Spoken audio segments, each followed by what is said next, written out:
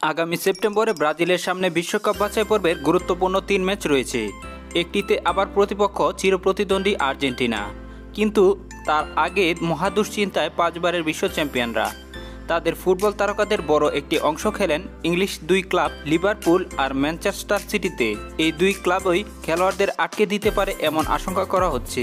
Quarantine বিধির কারণে আটকে যেতে পারেন ব্রাজিলের Alisson Becker, Roberto Firmino, Fabinho, Ederson, Gabriel জিসুসের মতো তারকারা। কেননা যুক্তরাজ্য ভ্রমণ নিষেধাজ্ঞার লাল তালিকায় ব্রাজিলের নামটিও রয়েছে। আগামী 3 সেপ্টেম্বর বিশ্বকাপ বাছাইয়ে ব্রাজিল খেলতে নামবে চিলির বিপক্ষে। 2 দিন পর তাদের সামনে চিরপ্রতিদ্বন্দ্বী আর্জেন্টিনা। এরপর 10 সেপ্টেম্বর সেলেসাওরা খেলবে পেরুর বিপক্ষে।